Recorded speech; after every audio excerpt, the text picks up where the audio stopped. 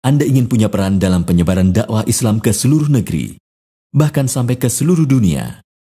Mari investasikan harta kita dengan mengambil peluang pahala jariah dalam mendukung penyebarluasan dakwah Islam melalui televisi bersama Madani TV.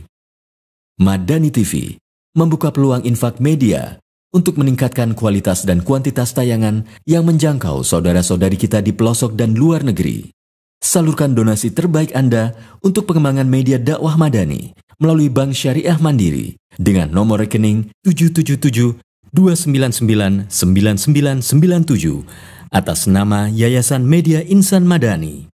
Dengan menjadi donatur Madani TV, maka setiap dakwah para ustadz yang disiarkan di Madani TV, insya Allah menjadi amal jariah para donatur yang pahalanya akan terus mengalir bahkan sampai meninggal dunia. Madani TV, televisi Islam, masyarakat Madani. Bismillah, alhamdulillah, wassalatu wassalamu ala rasulillah. Lakukan satu hal untuk Allah, niscaya Allah melakukan dua hal untuk Anda. Tolonglah Allah, niscaya Allah akan menolong Anda di setiap kesulitan. Dan yang kedua, niscaya Allah akan mengokohkan Anda di dalam Islam sehingga Anda wafat membawa Islam ini di depan Allah Azza wa Jalla. Allah Subhanahu wa taala berfirman, "Ya ayyuhalladzina amanu, in tansurullah yansurkum wa yuthabbit aqdamakum." Wahai orang-orang yang beriman, apabila kalian menolong agama Allah, niscaya Allah pun akan menolong kalian di setiap kesulitan kalian, dan niscaya Allah pun akan mengokohkan kalian di dalam Islam ini. Syuhada telah menolong agama ini dengan nyawa mereka.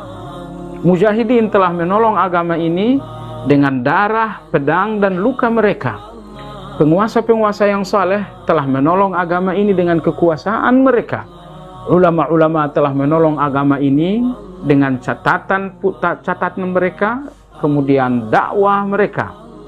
Namun agama ini pun harus kita tolong, kita bantu dengan harta dan uang. Insya Allah kajian kita ini live di TV nasional, Madani TV. Jadi harapan kami di depan kamera tolong jangan mondar-mandir ya, nanti ngerusak tayangan. Kalau mau ke sebelah barat, lewat belakangnya kamera begitu. Bismillahirrahmanirrahim. Kita mulai hadirin sekalian. Assalamualaikum warahmatullahi wabarakatuh. Innal hamdalillah nahmaduhu wa nasta'inuhu wa nastaghfiruh wa nastahdihi wa natubu ilayhi wa na'udzu billahi min syururi anfusina wa min sayyiati a'malina. Man yahdihillahu fala mudilla lahu wa man yudlil falan tajida lahu waliyyan mursyida. Ashhadu an la ilaha illallah wahdahu la syarika lah wa ashhadu anna Muhammadan abduhu wa rasuluh sallallahu alaihi wa ala alihi wa ashabihi wa man walah. A'udzu billahi minasy syaithanir rajim. Ya ayyuhalladzina amanu taqullaha haqqa tuqatih wa la tamutunna illa wa antum muslimun. Allahumma anta rabbi la ilaha illa anta khalaqtani wa ana abduka wa ana ala ahdika wa wa'dika mastata'tu. A'udzu bika min syarri ma sana'tu. Abu'u laka bi ni'matika alayya wa abu'u bi dhanbi faghfir li. Fa innahu la yaghfiru adh-dhunuba illa anta. أمسينا على فطرة الإسلام وعلى كلمة الإخلاص وعلى دين نبينا محمد صلى الله عليه وسلم وعلى ملة أبينا إبراهيم حنيفا مسلما وما كان من المشركين أما بعد.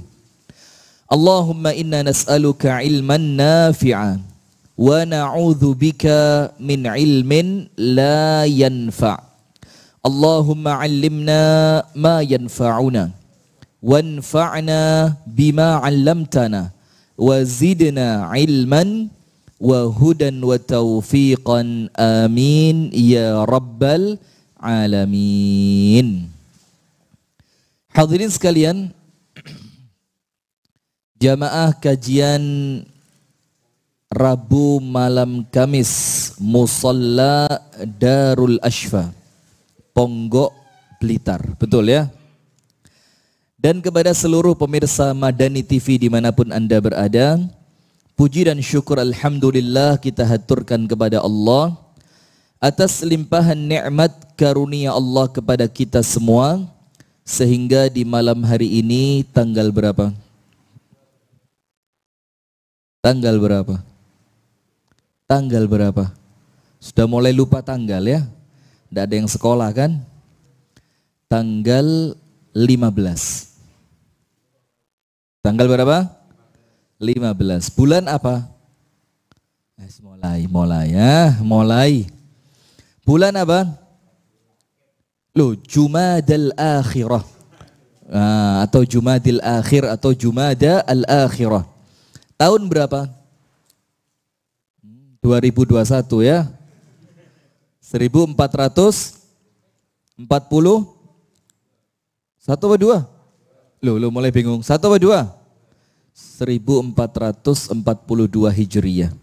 Kita dipertemukan Allah, dikumpulkan oleh Allah dalam majelis yang mulia ini dalam rangka menjalankan salah satu di antara cara untuk mempertahankan iman. Jadi karena sayangnya Allah kepada kita, kita ini oleh Allah diberikan beberapa sarana agar iman kita insya Allah tetap kuat di akhir zaman.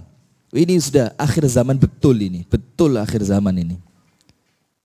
Maka Allah salah satu memberikan kepada kita cara agar iman kita senantiasa kokoh.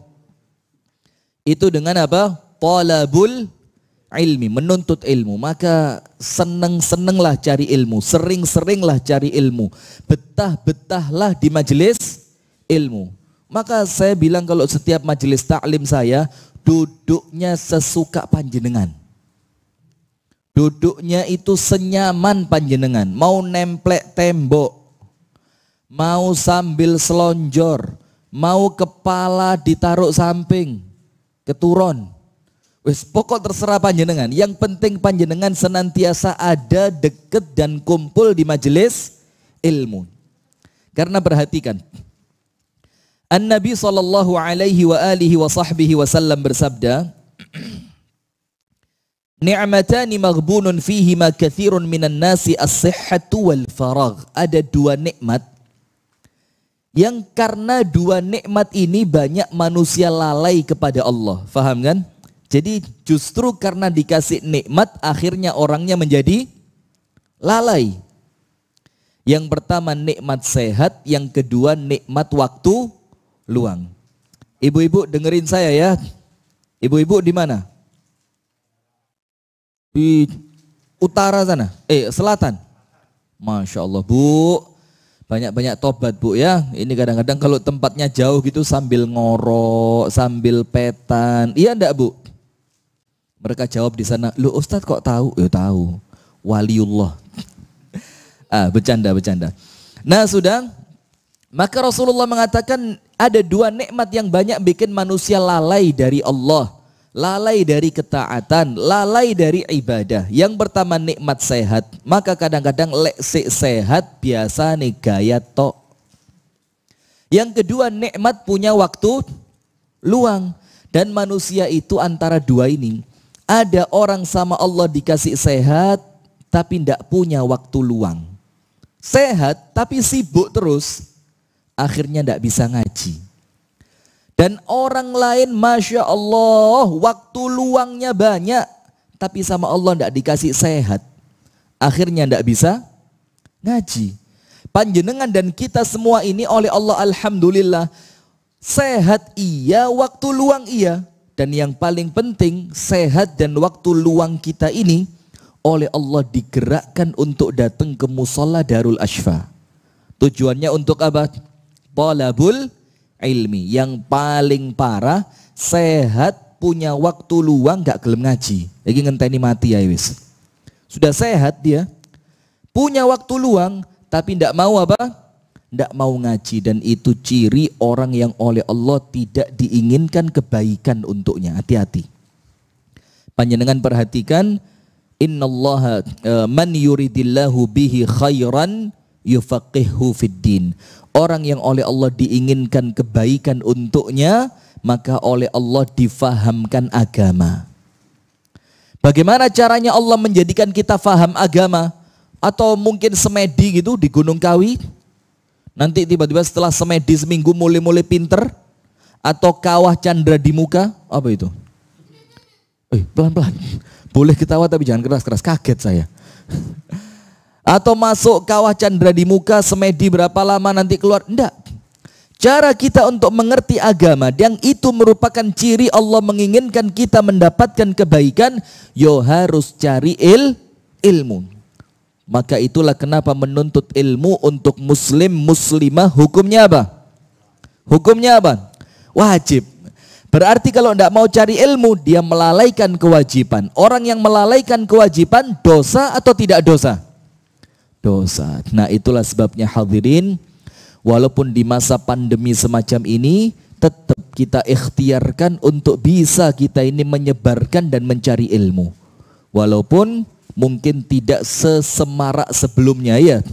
Kalau sebelumnya ini musola Masya Allah bisa dimasuki 1000 orang. Karena ini pas pandemi ya cuma 18 orang. Tapi yang lainnya bisa menyaksikan live lewat apa? Lewat YouTube, lewat Madani TV, lewat Facebooknya Darul Ashfa, lewat Instagramnya Darul Ashfa. Itu untuk supaya kita tetap bisa menuntut ilmu. Maka kita bersyukur betul-betul kepada Allah masih diberikan kesempatan untuk menuntut ilmu. Alhamdulillah. Salawat dan salam semoga tercurahkan kepada uswah kita Nabi besar Muhammad sallallahu alaihi wasallam, beserta seluruh keluarganya, beserta seluruh istrinya, beserta seluruh sahabatnya, dan seluruh di antara umat dan pengikutnya yang setia menjalankan sunnah, menjalankan tuntunan, dan menjalankan ajarannya ila yaumil qiyamah. Pemirsa Madani TV dimanapun Anda berada, dan jamaah musalla Darul Ashfa yang semoga kita bersama dirahmati dan diberkahi oleh Allah Ta'ala. Amin ya Rabbal Alamin. Materi kita di malam hari ini adalah judulnya itu Sudah Tobat, Kenapa Masih Diingat? Yang pertama, kemungkinan dari judul ini itu ada orang yang sudah tobat tapi kemudian membanggakan kemaksiatannya zaman dulu. Akhirnya dia cerita-ceritain ke orang, bukan dalam rangka supaya orang lain mendapatkan pelajaran dari keburukan dia di masa lalu, tapi untuk apa? Untuk alah mek ngono tok aku biyen yo gelek. Piro? Sak botol mabuk, beh.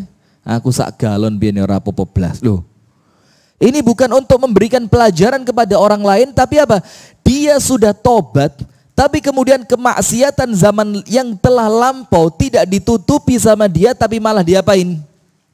Diumbar dan itu diingat-ingat. Itu kemungkinan yang pertama, orangnya sendiri yang bongkar. Kemungkinan yang kedua, kita yang tidak bisa move on dari orang yang sudah tobat. Ada orang masa lalunya buruk luar biasa, kemudian dia tobat, tapi kemudian kita itu tidak bisa nerima dia 100%, karena kita masih senantiasa mengingat keburukannya dia di masa yang lampau. Boleh tidak begitu? Tidak boleh. Itulah kenapa di dalam hadis dikatakan salah satu cara untuk memperkuat tobat itu dengan cara apa? Pindah. Dengan cara apa? Pindah, hijrah. Maka panjenengan ingat semua insya Allah, walaupun tidak hafal tapi insya Allah ingat ya. Hadis yang ada seorang laki-laki membunuh 99 orang. Ingat kan? Kemudian minta tobat. Tanya kepada ahli ibadah, abid. Bilang ahli ibadah, saya ini banyak dosa, saya kepingin tobat. Sama ahli ibadah ditanya dosanya apa? Saya bunuh 99 orang. Ahli ibadah kaget lung, biasanya ibadah ngurungon wong mateni berapa? 99. Itulah pentingnya kita ini luas pergaulan. Cek gak gampang kagetan. Ini ahli ibadah. Bayangkan bunuh 1 orang saja tidak pernah. Ternyata yang di hadapan dia sekarang laki-laki yang telah membunuh 99 orang. Boleh heran tapi jangan keras-keras. Kaget saya. Pani sini. Santai ya, santai. Sudah. Apa yang terjadi? Ahli ibadah kaget. Dibilang, berapa? 99 nafsa. 99. Ahli ibadah bilang apa? Kamu sudah tidak bisa tobat. Akhirnya orang itu ketika dibilang kamu tidak bisa tobat, guys menisan. Enggak iso tobat ya. Tadi 99 saya mau genapkan biar kalau ada orang tanya orangnya tidak bingung, saya genapkan 100. Sampai nanti kalau ada orang tanya bunuh berapa orang? 100. Tidak ganjil tapi genap. Akhirnya itu ahli ibadah sama pembunuh tadi dibunuh. Berarti sekarang yang dibunuh berapa? 100. Pindah dia. Yang sebelumnya tanyanya kepada ahli ibadah, sekarang pindah ke seorang alim. Ke siapa? Alim. Itulah bedanya hadirin. Ahli ibadah sama ahli ilmu. Terkadang ada ahli ibadah yang tidak ngerti ilmu. Ada enggak? Ada. Sehingga ketika orang tertipu dengan ibadahnya, maka ahli ibadah ini dimintai fatwa. Ternyata dia tidak ngerti. Tapi karena malu, mosok ahli ibadah gak ngerti. Akhirnya dia menjawab dengan jawaban tanpa ilmu. Fadhallu wa adhallu, sesat dan menyesatkan. Datang dia kepada ahli ilmu. Itulah kenapa. Anda tahu enggak ucapan Amirul Mukminin Umar ibnul Khattab radhiyallahu taala anhu. Umar itu mengatakan begini. Mautu alfi abid qa'imil lail sa'imin nahar ahwan min mauti alimin wahidin basirin bihalalillahi wa haramih. Meninggalnya 1000 ahli ibadah, istiqomah sholat tahajud, istiqomah puasa siang. Bayangin. Dan jumlahnya bukan cuma 1, yang meninggal berapa? 1000 ahli ibadah. Apa kata Umar? Itu ringan. Ringan, tidak apa-apa. Karena kalau ahli ibadah meninggal, tidak ada orang kehilangan. Lawang ibadahnya buat siapa? Buat siapa? Diri sendiri. Maka kata Umar, meninggalnya 1000 ahli ibadah yang rajin puasa sunnah, yang rajin sholat tahajud itu ringan. Dibandingkan apa? Mautu alimin wahidin alimin bihalalillahi wa harami. Dibandingkan meninggalnya 1 orang alim yang ngerti halal dan haram. Karena kalau yang meninggal 1 orang alim, boleh jadi 1 orang alim ini mengayomi 1000 orang. Betul enggak? Jadi tempat bertanyanya 1000 orang. Jadi tempat meminta fatwa 1000 orang. Jadi yang 1000 ahli ibadah mati tidak ada pengaruhnya, tapi meninggalnya 1 orang alim itu berbahaya. Betul enggak? Karena disebutkan dalam hadis, maaf ya, saya lagi pamer hadis ini. Disebutkan dalam hadis, innallaha la yaqbidul ilma intiza'an. Allah itu tidak mencabut ilmu itu sekaligus moro-moro hilang gitu, ndak. Bangun malam hari masih banyak ilmu, banyak pengajian, Google menyebar di mana-mana. Tiba-tiba bangun pagi semua ilmu hilang. Ndak begitu caranya Allah mencabut ilmu. Tapi bagaimana cara Allah mencabut ilmu? Walakin biqabdhil ulama. Akan tetapi Allah itu mencabut ilmu dengan kematian para ulama. Fa idza lam yabqa aliman wahidan, kalau sampai tidak tersisa 1 orang alim pun, Apa yang terjadi? Ittakhadhan nas ru'usan juhala. Manusia akan mengambil pemimpin yang jahil. Sudah atau belum? Ya sudah. Live. Cari panjenengan nanti. Kalau sudah alim itu habis, maka manusia dengan mau atau tidak mau, suka rela atau terpaksa, ngerti ataupun tidak, mereka akan mengambil pemimpin yang jahil, tidak ngerti apa-apa. Dan musibahnya di mana? Fasu'ilu, akhirnya pemimpin yang jahil itu mendapat pertanyaan. Apa yang terjadi? Fa'aftau bighairi ilmin, akhirnya mereka memberi fatwa tanpa ilmu. Fadhallu, akhirnya mereka sesat. Wa adhallu, dan bukan cuma sesat tapi bikin orang lain ikut sesat. Ini bahaya. Maka di zaman Nabi pun orang tidak berilmu bikin musibah itu ada. Orang tidak berilmu mendatangkan apa? Musibah. Ada enggak? Apa contohnya? Di zaman Nabi orang tidak berilmu ngasih fatwa jadi musibah. Apa contohnya? Coba ayo yang bisa jawab saya kasih hadiah. Selembar tisu. Silakan. Apa? Tunggu dulu, yang ini dulu. Uskadung angkat tangan. Ayo sebut. Ketika saya tahu dia ngerti, cuma gara-gara hadiahnya tisu tidak jadi jawab dia. Karena tadi ketika saya bilang kasih hadiah, wajah saya selembar tisu. Ketika panjenengan coba.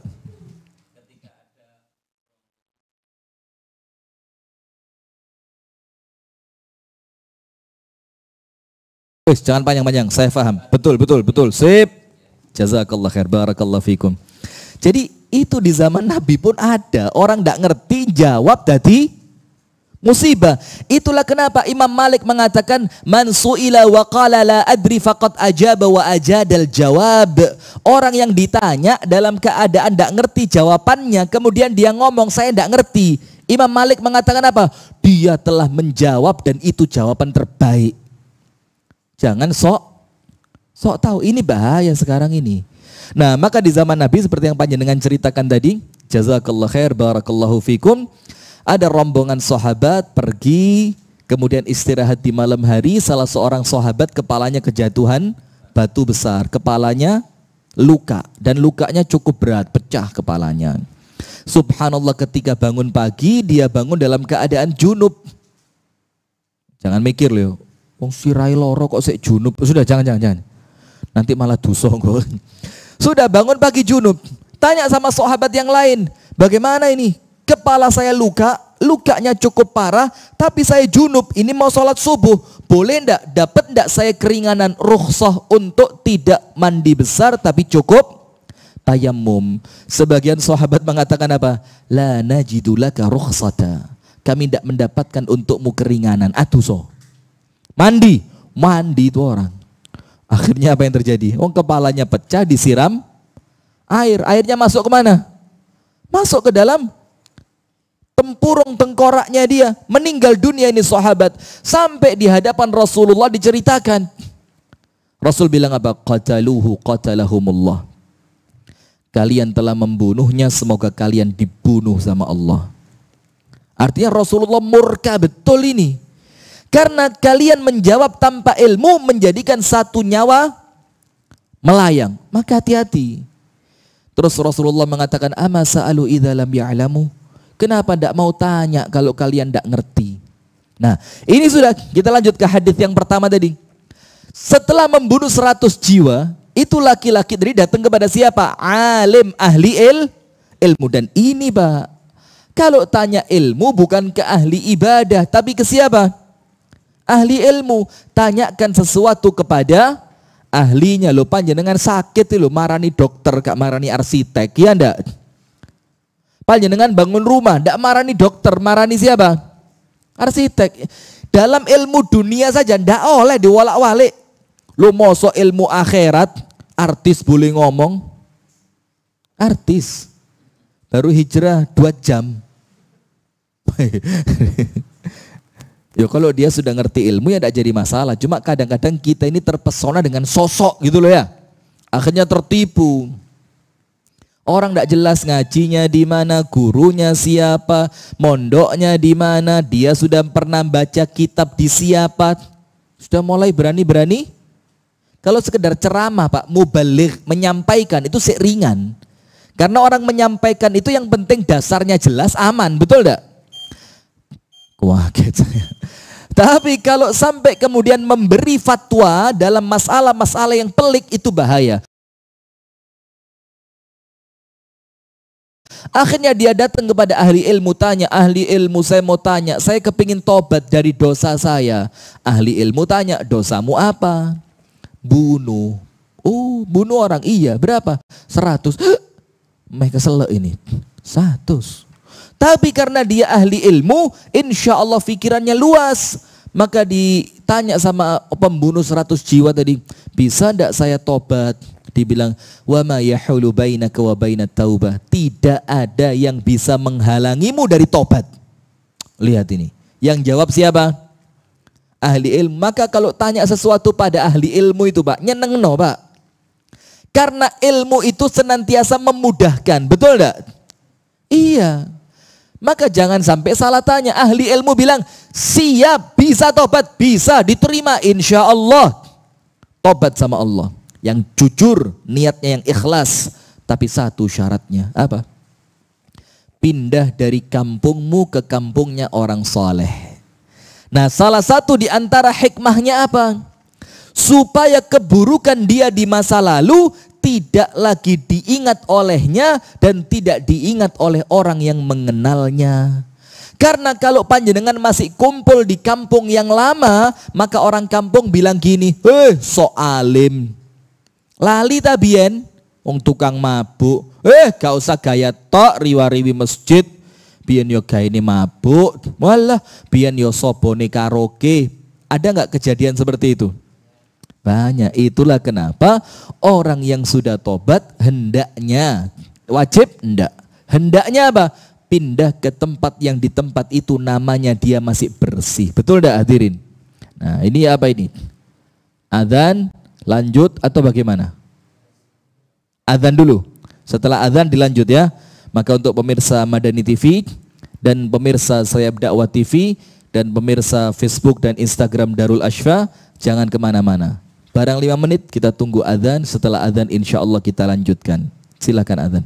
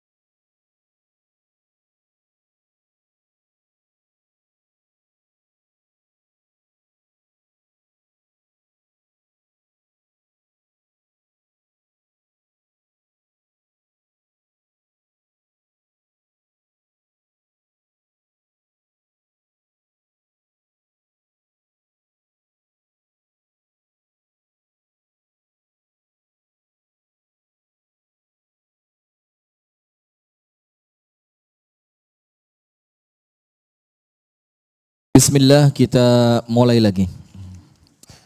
Bismillah, alhamdulillah, assalatu wassalamu ala rasulillah wa alihi wa sahbihi wa man walah wa ba'du. Pemirsa Madani TV dimanapun Anda berada, pemirsa Sayap Dakwah TV dimanapun Anda berada, dan pemirsa dari Facebook dan Instagram Darul Ashfa, yang semoga kita bersama, termasuk hadirin yang hadir di tempat ini, senantiasa diberikan rahmat dan keberkahan dari Allah. Amin ya rabbal alamin.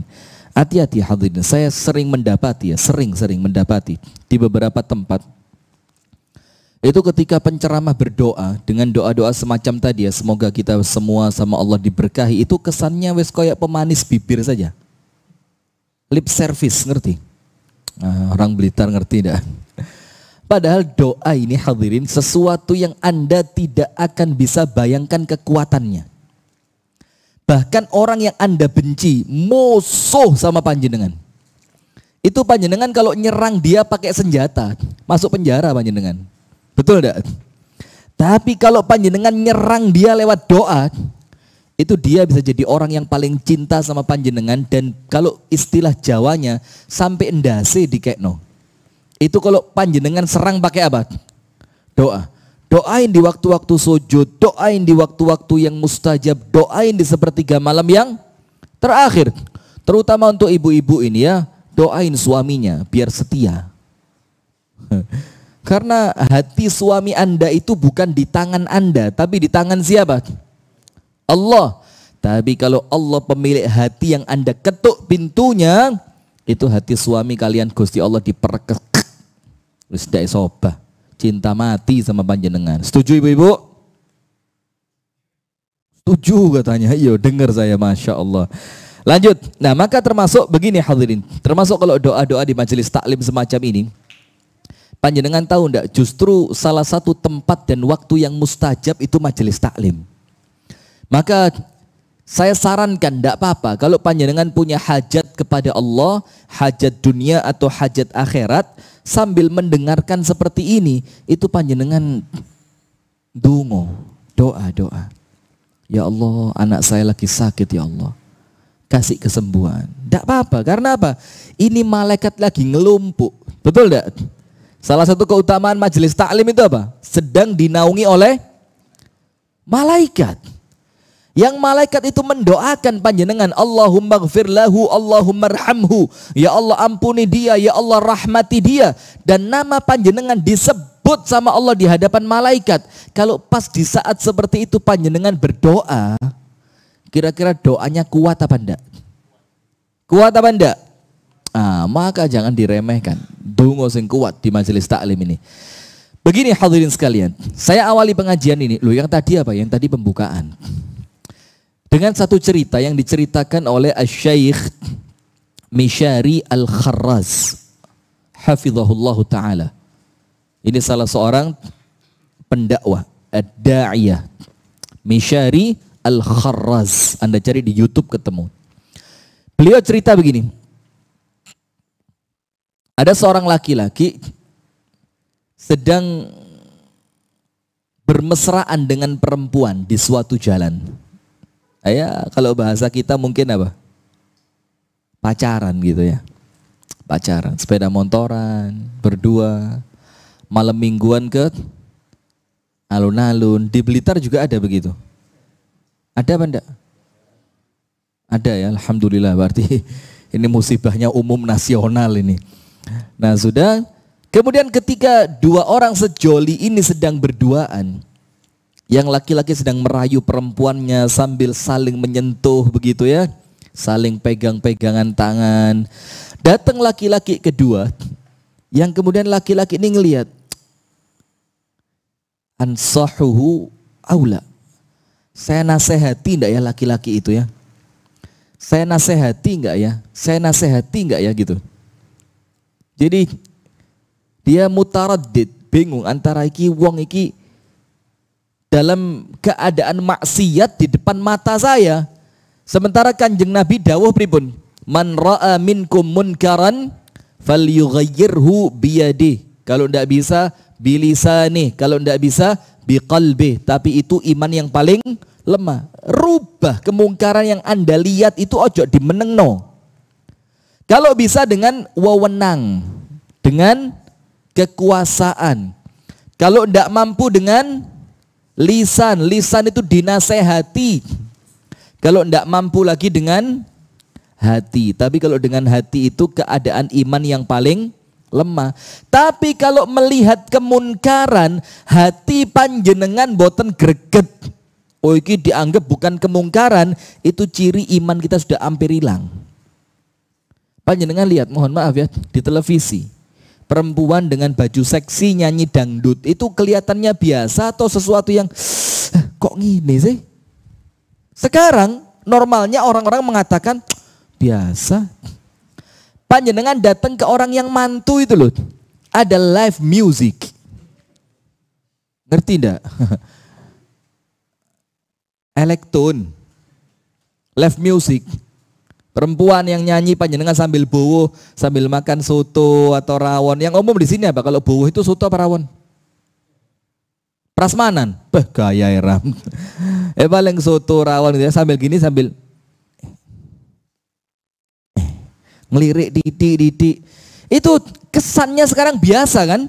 Nah, maka hati-hati kalau itu panjenengan terus biasa seperti itu, hati tidak bisa untuk mengingkari, itu namanya iman yang paling lemah, itu pun mengingkari dengan hati. Kalau tidak lagi ada pengingkaran, itu cirinya sudah meucul iman ini. Maka kita minta sama Allah, Allahumma tsabbit qalbi ala dinik. Minta sama Allah kekuatan iman itu terus. Nah, sudah. Ketika itu dia bingung, tak ingetin gak ya, tak ingetin gak ya, tak ingetin gak ya. Sampai dia berazam kuat, saya harus ingatkan. Mau dia nurut ataupun tidak dengan saya, itu urusan dia dengan Allah. Yang penting saya menunaikan kewajiban saya, menasehati sesama muslim. Didatengin laki-laki itu, diingatkan tentang surga, diingatkan tentang neraka, diingatkan tentang beratnya balasan laki-laki dan perempuan yang berkhalwat bukan suami istri, beratnya hukuman orang yang menyentuh tangan perempuan yang bukan mahramnya. Maka dikatakan sama Rasulullah, kalau salah seorang di antara kalian kepalanya dipaku pakai paku besi, itu lebih ringan dibandingkan menyentuh perempuan yang bukan mahram. Sekarang biasa, iya apa enggak? Salaman, bahkan goncengan ojek. Kata napa mboten? Kata napa enten? Napa kata banget? Waduh, Masya Allah. Tolong volumenya dikecilin. Kata banget. Pernah nyoba? Pernah nyoba naik ojek? Tidak pernah naik ojek. Kapan-kapan nyoba ya. Nah, ini artinya bahaya. Bahkan Rasul katakan kalau kepala kalian dipaku pakai paku besi sampai tembus ke bawah, itu Rasul bilang ringan dibandingkan kalian harus menyentuh tangan perempuan yang bukan mahram. Nah, akhirnya sama orang tadi diingetin. Bismillah, saya ingetin. Anda tahu hadirin, setelah diingetin, itu laki-laki sadar. Langsung dia bilang, kifayah, cukup. Saya sudah merasa cukup dengan nasihatmu dan insya Allah saya akan tinggalkan. Dan mudah-mudahan setelah ini saya akan istiqomah. Bayangin hadirin, panjenengan tidak pernah tahu orang yang panjenengan nasihati itu bakal nurut atau tidak. Karena yang menyampaikan hidayah itu siapa? Allah subhanahu wa ta'ala. Kita sekedar apa?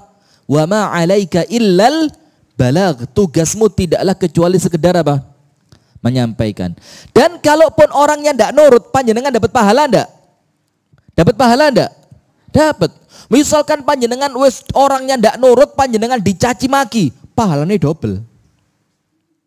Sudah pahala menyampaikan nasihat plus pahala sabar atas beratnya menyampaikan nasihat. Sudah, ternyata orangnya nurut. Subhanallah, ketika nurut mereka saling bertukar nomor HP. Subhanallah, tiap hari saling menasehati. Tetap istiqomah saudaraku, istiqomah dia. Sampai suatu hari ini yang menasehati lupa sama orang yang tobat tadi. Kemudian setelah dia buka-buka bukunya, ada nomor HP-nya orang yang diingetin akhirnya tobat. Sama dia, loh ini orang yang sebelumnya saya ingetin terus. Saya mau telepon dia, ditelepon. Assalamualaikum ya akhi. Waalaikumsalam. Kaifa haluk? Bikhair walhamdulillah. Ditanya bagaimana kabar? Sehat alhamdulillah. Ditanya, saya sudah lama ndak tanya bagaimana kabarmu. Ya apa kabarmu? Dibilang apa? Alhamdulillah. Berkat Allah kemudian karena dakwahmu kepada saya, karena nasihatmu kepada saya, mulai hari itu sampai detik ini saya ndak ketinggalan sholat jamaah serokaat pun. Terus yang nasihati bilang apa? Idzan la budda an naltaqi. Kalau begitu saya senang, saya kepingin ketemu sama kamu. Katanya orang yang ditelepon bilang apa? Naam, mau'iduna sholatul asr. Tidak apa-apa kalau gitu, nanti kita janjian waktu sholat asar. Sudah. Subhanallah, sholat asar ke masjid, tidak ketemu. Dicari ke rumahnya, diketuk pintunya. Wen fulan, mana si fulan ini? Oh, kamu siapa? Saya temannya. Ditanya, mat qabla al-asr, meninggal sebelum asar tadi. Sudah dikubur dia. Loh, ya apa ceritanya? Mustahil. Saya barusan telepon dia tadi. Bapaknya langsung kaget, loh kamu yang telepon dia tadi? Iya. Langsung dicium keningnya orang yang datang ke rumahnya itu. Saya merinding kalau cerita ini. Kenapa dicium? Jangan cium kepala saya, katanya tamu tadi. Bapaknya bilang, subhanallah. Anakku bilang di telepon tadi, kamu yang bikin dia tobat. Maka aku mau terima kasih sama kamu karena subhanallah mulai hari itu sampai tadi sebelum meninggal dia itu tidur habis sholat zuhur, kemudian ngomong sama saya, tolong saya dibangunin menjelang sholat asar. Ketika saya bangunin dia, ternyata dia sudah meninggal dunia. Subhanallah, Anda lihat ini. Nasihat Anda bisa bikin orang tobat istiqomah sampai meninggal dunia. Tidak kepingin begitu. Dan Anda juga bisa menyelamatkan orang dari kemaksiatannya. Nah, ini cerita sebagai penggerak kita. Untuk apa? Bukan cuma untuk tobat dan istiqomah, tapi untuk kita semangat bagaimana kita mengajak orang supaya orang itu bisa apa? Tobat. Dan kadang-kadang panjenengan kan meremehkan diri sendiri. Aku isopo. Iya kan? Kadang-kadang begitu. Iya le omonganku dirungokno le ora. Iya lek wonge gelem lek gak gelem. Iya lek wonge meneng tok lek ngilokno. Nah, padahal panjenengan tidak tahu bagaimana Nabi Ibrahim alaihi salam Allah perintahkan untuk manggil manusia berangkat apa? Berangkat apa? Haji. Nabi Ibrahim protes sama Allah, ya Rabbi, aina mada sauti? Ya Allah, sampai mana suaraku ini didengerin orang? Kok disuruh manggil orang sak dunia? Apa kata Allah? Tugasmu menyampaikan, aku yang bikin suara itu sampai di telinga manusia. Sekarang, panjenengan yang di Indonesia berangkat haji enggak? Padahal suaranya Nabi Ibrahim paling 1 kilometer gak kerungu. Iya benda. Tapi apa? Panjenengan sama. Gerakkan orang untuk dakwah. Ayo nasehatin orang dengan niat ikhlas karena Allah. Kenapa? Allah yang memberikan kekuatan pada apa yang Anda sampaikan. Ah, ini panjenengan kudu yakin. Nun sewu ge, nun sewu. Mohon maaf. Terlepas panjenengan setuju atau tidak. Teman-teman Jama'atut Tabligh. Kadang-kadang kalau kita lihat ilmunya nun sewu ge, pas-pasan. Tapi kalau ngomong ngajak orang sholat, sing biasanya gak tahu sholat, gak kenal masjid, itu ketika diajak, Pak ayo ke masjid sama saya, nanti ba'dal maghrib ada pengajian di masjid. Itu orang tergerak. Kenapa orang itu tergerak? Karena keikhlasan niat, kejujuran hati. Akhirnya dari ucapannya dia sama Allah dikasih kekuatan. Nah, maka dari sini kita perlu juga sekali-sekali nyoba. Nah, hadirin sekalian, orang yang tobat itu dia sama Allah dikasih 3 kenikmatan yang setiap kenikmatan itu ngalah-ngalahin nilainya dunia beserta semua isinya. Orang yang tobat sama Allah dikasih berapa kenikmatan? Berapa? La haula wala quwwata illa billah. Ini panjenengan mendingan pengajiannya online saja kok ya. Panjenengan di rumah saja. Wes gak usah nang musola Darul Asfa, ndak usah. Ngrungokno online podo ae diceluk gak semaur blas sih. Orang yang tobat sama Allah dikasih berapa kenikmatan hadirin? Wih, Ustadz, Masya Allah. Paring asma sinten Ustadz? Namanya siapa? Nuh. Nabi apa Ustadz? Ustadz Nuh, Masya Allah. Dan saya ketemu dua orang bernama Nuh dan karu-karuni lemu. Karu-karuni lemu. Yang satu di Kediri, Nuh bin Muhammad Nasir. Dan yang ini Nuh bin siapa?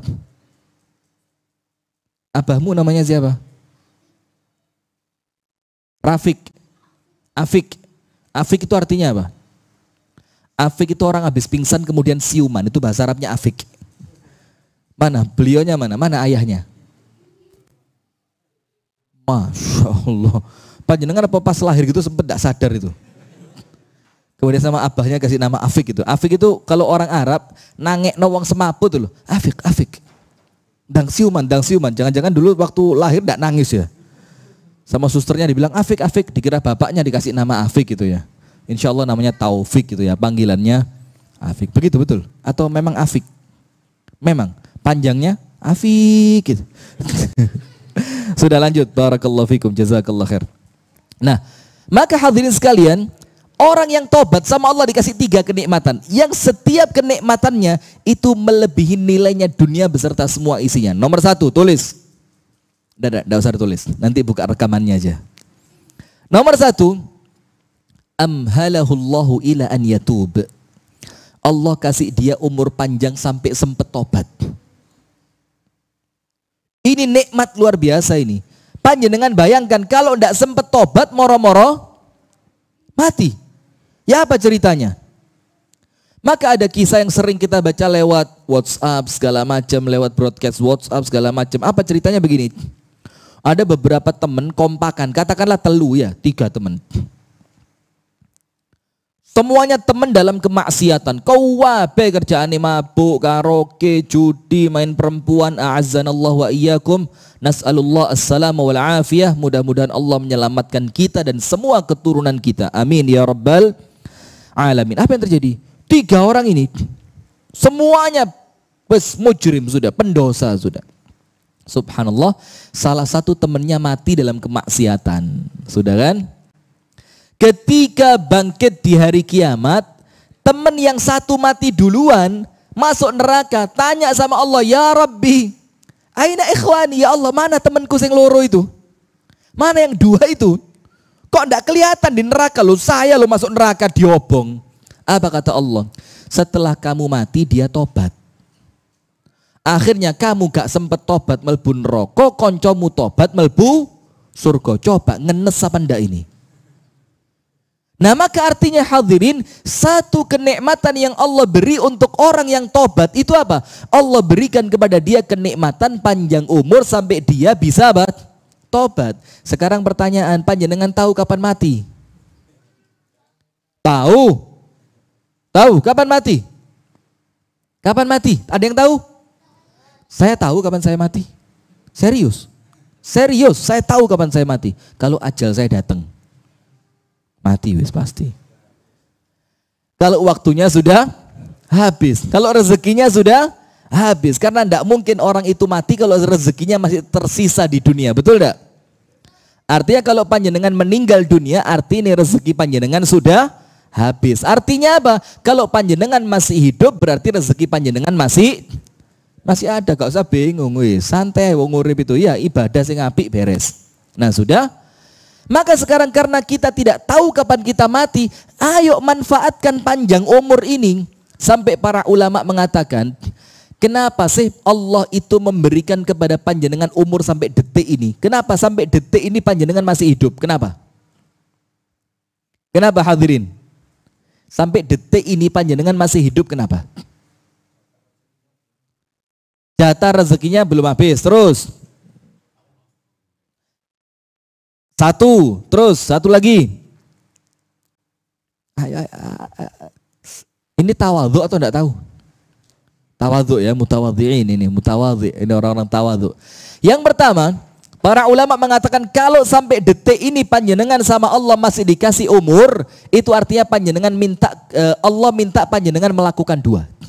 Nomor satu, Allah lihat pahala panjenengan belum cukup untuk pindah ke akhirat, maka sama Allah dikasih waktu untuk watazawwadu fa inna khairaz zadi taqwa, untuk memperbanyak bekal. Kalau kita sampai saat ini masih hidup, berarti ada kesempatan nambah tabungan akhirat enggak? Ada. Maka manfaatkan sebaik-baiknya, karena kalau sudah mati, disebutkan dalam hadis yang sahih, orang itu minta balik ke dunia bukan sekedar untuk sedekah, hadirin, kabotan. Untuk apa? Mengucapkan satu kalimat tasbih. Lah sekarang panjenengan masih hidup, ngerasani wong gak tasbih. Masih hidup, lisannya dibiarin nganggur, ndak dipakai zikir. Eman apa mboten? Rugi. Maka ketika orang laki-laki tua datang sama Rasulullah minta amalan, Rasul bilang apa? Wes wong tua gak seruwet-ruwet, amalane sampeyan lisane ojo tahu garing soko zikir. Perbanyak zikir. Maka nomor satu, kalau panjenengan sampai detik ini masih hidup, artinya Allah menginginkan panjenengan nambah tabungan akhirat. Nomor dua, kenapa Allah menghendaki panjenengan masih hidup sampai sekarang? Renungkan hadirin. Karena Allah masih ngasih kesempatan untuk tobat. Karena Allah tahu ada dosa panjenengan yang oleh Allah belum diampuni karena panjenengan belum tobat. Maka sama Allah dikasih kesempatan. Ayo mumpung seurip agi-agio tobat. Pertanyaan, kapan terakhir panjenengan tobat? Saya mau tanya. Ayo. Bahkan ada orang mikir, lu tobat lah aku dosa apa?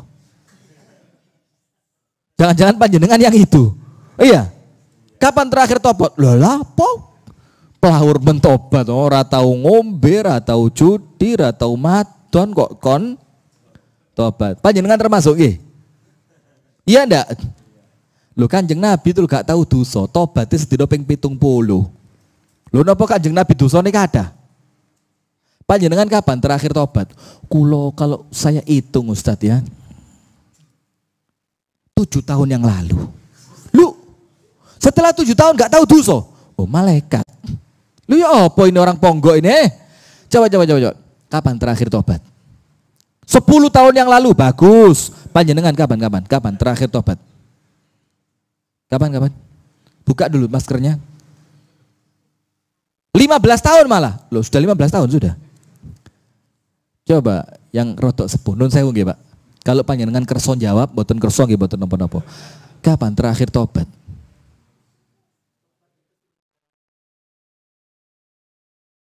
Itu kan tobat yang sekedar astagfirullah wa atubu ilaihi. Enggak, tobat yang jerone ati itu mak greget aku kudu tobat. Kapan terakhir? Loh kan? Wah, ini musibah ini. Kok sama sih dawa umur ya?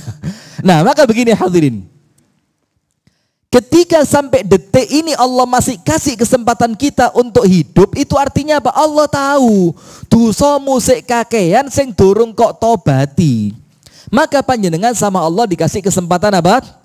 Tobat. Panjenengan tahu Firaun?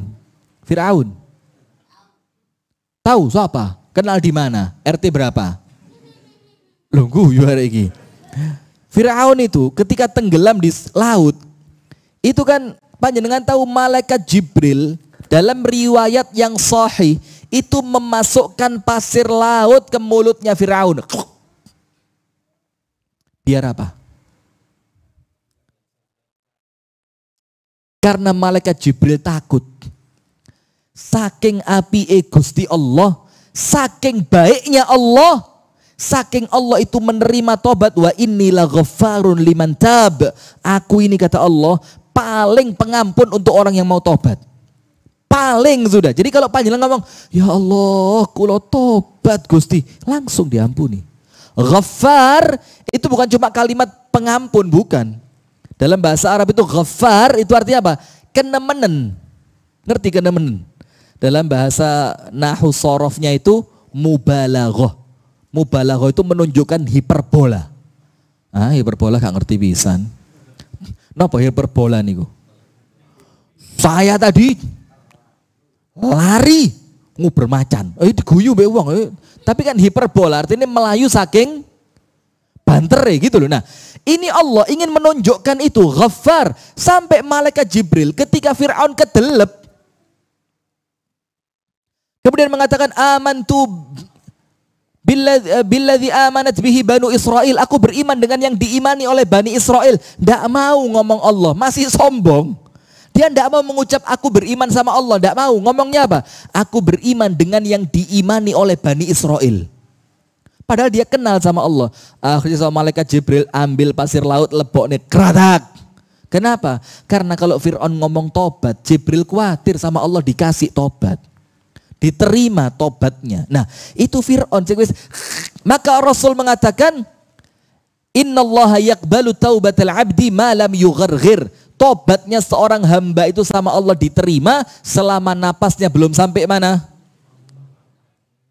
Kerongkongan. Lewat sampai kerongkongan, ojo tobat. Narik napas itu abot. Seperti orang yang sedang kena corona. Panjenengan tahu? Orang kena corona itu kan salah satu yang dikeluhkan apa? Saturasi oksigennya menurun. Ngerti orang. Saturasi oksigen itu kadar oksigen yang bisa masuk ke dalam tubuh. Ada orang Pak, ambekan iso. Bisa, tapi oksigen yang bisa masuk cuma sedikit. Normalnya manusia itu ya 95 sampai 98, 99 bagus. Orang kalau kena corona Pak bisa tinggal 70. Itu maka perlu apa? Masker, ventilator, oksigen, bantuan supaya apa? Menambah saturasi oksigennya dia. Nah, ini orang kalau masih hidup itu artinya panjenengan sama Allah diminta, ayo ndang tobato. Wa tubu ilallahi jami'an ayyuhal mu'minuna la'allakum tuflihun. Allah nyuruh ndang tobato orang beriman. Panjenengan lihat yang disuruh tobat siapa? Orang beriman. Kenapa? Karena orang beriman senantiasa merasa dosanya banyak. Merasa loh ya. Supaya apa? La'allakum tuflihun. Kenikmatan yang kedua yang Allah kasih buat orang yang tobat. Nomor satu tadi apa? Dikasih umur panjang sampai punya kesempatan tobat. Itu nikmat hadirin. Nikmat. Bersyukur sama Allah. Cuma kadang-kadang nikmat ini tidak dirasakan oleh orang yang sadurunge rusak. Kalau orang yang sebelumnya rusak, pemabuk, pejudi, pezina, kemudian ngerti rasanya nikmati ibadah, itu dia syukur banget itu, bersyukur banget. Tapi karena kita ini kan gak tahu maksiat, jadi gak keroso oleh anugerah bisa dikasih tobat itu gak keroso. Nomor dua, abdallahu sayyiatihi hasanat. Semua dosa yang panjenengan lakukan sebelum tobat, sejumlah itu Allah diganti pahala. Panjenengan bayangin enggak? Misalkan sebelum tobat dulu berzina sehari 50 kali. Kuat heram. Apa obate ya? Berzina, berjudi, mabuk, garuk, na'udzubillah min syarri dzalik. Nas'alullah as-salama wal afiyah. Semoga Allah menyelamatkan kita. Amin ya rabbal alamin. Semua dosa yang panjenengan koleksi sebelum tobat itu sama Allah tidak dibusek hadirin, tidak dihapus, tidak didelete, tapi apa? Tetap jumlah yang sama, tapi dosa diganti apa? Pahala. Panjenengan mendapatkan pahala sebesar dosa sebelum tobat. Allah, coba lihat murahnya Allah subhanahu wa ta'ala. Gak kepingin tobat. Contoh. Mulai bangun tidur sampai ini panjenengan sampai di musola Darul Ashfa, dosa panjenengan berapa? Mulai bangun tidur tadi sampai ini ke Darul Ashfa. Lek di Darul Ashfa insya Allah pahala wis insya Allah. Tapi sebelum masuk sini tadi loh, dosane panjenengan hitung pinten wow. Loh. Kuwadah, kata niku pinten? Sak kilo, 2 kilo, sak kintal. Metua mah udan, udan maneh dosa. Melaku kecipratan mobil, mobilnya sopo nyopir gak nggawe mripat ya. Lha mesti ae nyopir nggih setir nggih sikil ya. Nyopir nggih mripat pripun? Kecipratan mueso dosa. Kate mlebu masjid, sikile cai kecipratan durung diumbar seneni takmir. Mas, sikile rusuk. Sampean takmir apa sepir? Dosa maneh. Kan banyak. Tapi kalau nanti menjelang tidur, bahkan gak ngenteni menjelang tidur, sekarang panjenengan tobati semua yang mulai bangun tidur sampai detik ini, itu dosanya yang panjenengan koleksi tadi, itu sama Allah diganti pahala. Allah, lihat. Maka orang tobat itu tidak mlebu surga kebangetan. Orang tobat itu kalau tidak masuk surga kebangetan. Kenapa?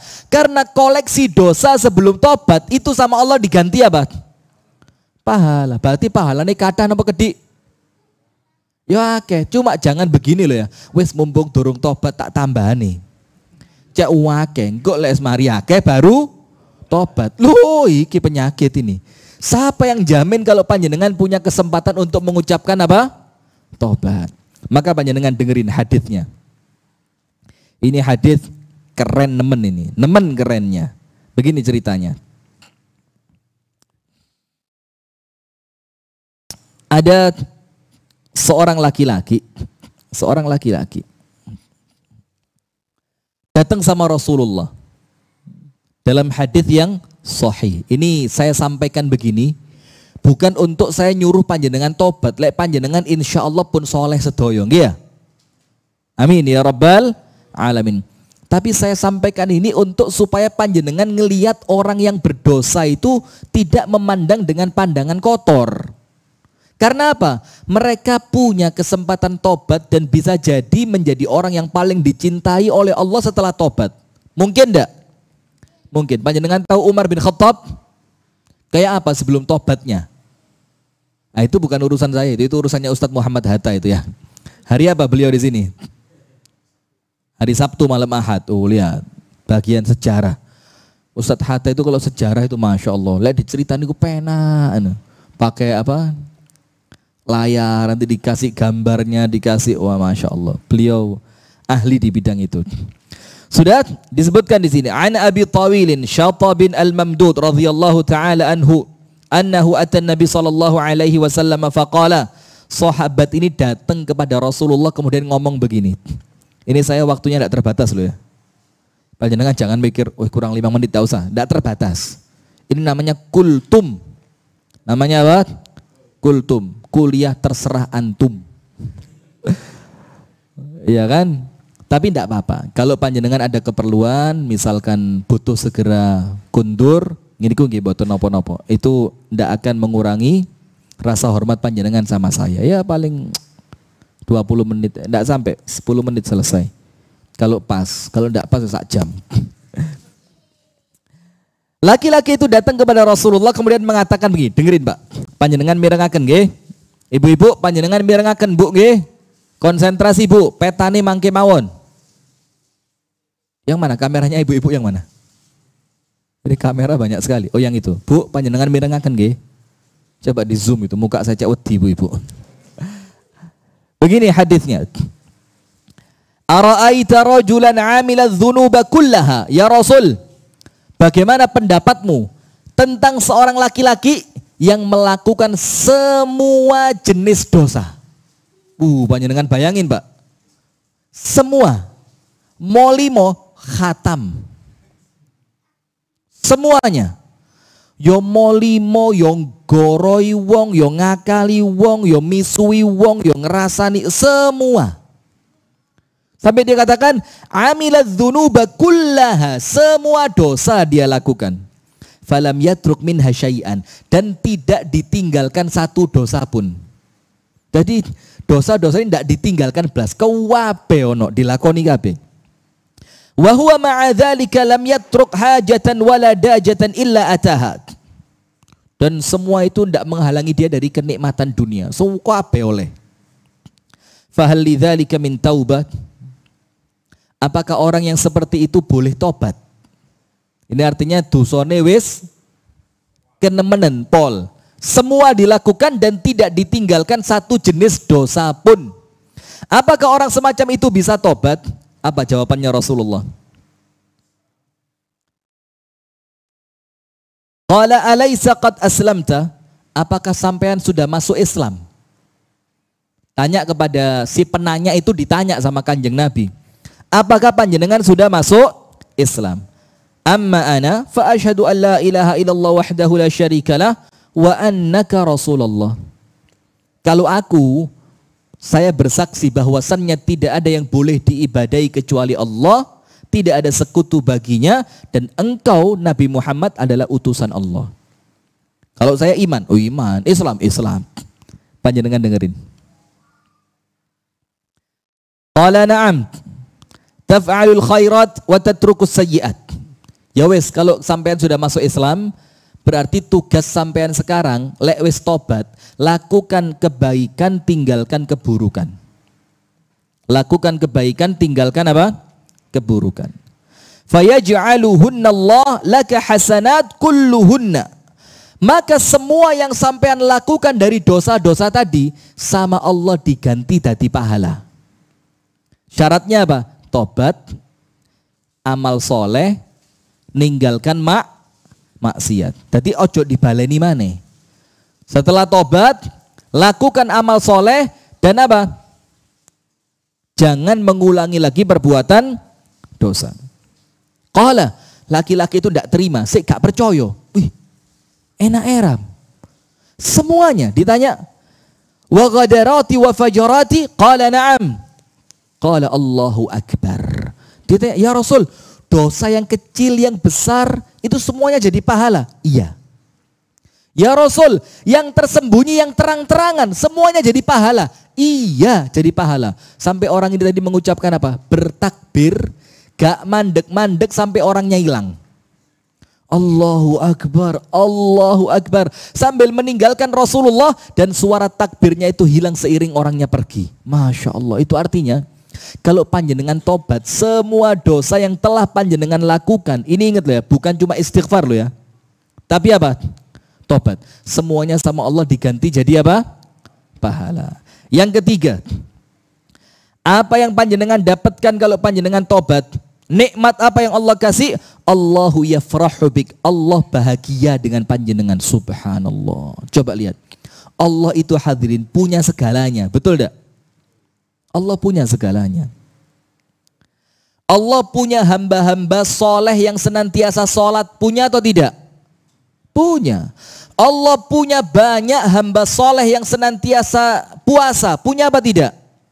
Tapi dari semua banyaknya orang solih tadi, panjenengan yang bikin Allah bahagia. Seakan-akan begini, gini. Panjenengan dengarkan ucapan Asy-Syaikh Sa'id Ramadhan Al-Buti rahimahullahu ta'ala. Asy-Syaikh Sa'id Ramadhan Al-Buti. Siapa beliau ini? Beliau ini seorang ulama dari negeri Syam yang meninggal di bom pas ceramah. Tahu, pernah dengar ceritanya? Pernah dengar? Loh, lah panjenengan ngrungokno Gisel Anastasia terus. Pernah dengar ceritanya? Jadi ceramah, kemudian dibom. Di depan mejanya pas dilemparin bom. Dan apa yang terjadi hadirin? Kok qadarullah itu orang tidak mati. Langsung dia berdiri lagi dari tempat duduknya, dibetulkan kopiahnya. Jadi kopiahnya itu bentuknya seperti kopiahnya orang Mesir yang ada merahnya itu, tapi ditambahi kain. Jadi seperti syurban. Itu diluruskan lagi kopiahnya, wong ngadeg ini. Setelah dilihat orangnya tidak meninggal, datang satu orang laki-laki bawa pistol, dipistol kepalanya, tap. Meninggal orangnya. Maka sekarang kalau disebut namanya, para ulama itu mengatakan mesti syahidul mimbar. Orang yang mati syahid di atas mimbarnya.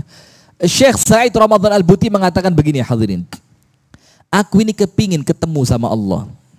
Murid itu orang yang menginginkan perjumpaan dengan Allah. Maka aku cari jalan lewat sholat tahajud. Fawajadtuha mal'a. Ternyata jalan untuk ketemu dengan Allah lewat sholat tahajud itu wis kebe, antri. Kenapa? Ternyata yang sholat tahajud bukan orang ponggok tok, wong kasembon ya tahajudan.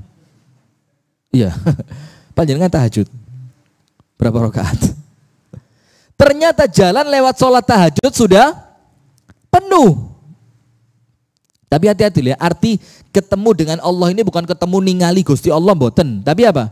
Ingin mendapatkan kedekatan dengan Allah. Sudah, aku tinggalkan itu. Bukan aku tinggalkan artinya gak tahajud. Ya tetap tahajud tapi golek dalan liyane, cari jalan lain. Maka aku puasa. Ternyata apa? Fawajadtuha mal'a. Ternyata jalan ketemu dengan Allah lewat puasa wes kebe. Macet. Sing poso akeh. Maka yang puasa itu bukan cuma tiang ponggok mawon. Tiang kasembon nggih poso, sombong nggih mboten rodok didik. Astagfirullah, saya tidak pernah tahajud, tidak pernah puasa. Nah sudah, aku cari lewat sodakoh. Ternyata apa? Ternyata yang sodakoh bukan cuma orang ponggok tok. Ternyata jalan sodakoh penuh. Kalau mau ketemu sama Allah lewat sodakoh, tiba wis kakean wong, gak endang peduk. Kenapa? Jalannya antri macet. Setelah semua jalan ibadah itu penuh, aku temukan satu jalan yang kosong. Panjenengan mau yang kosong ini, cepat ketemu Gusti Allah.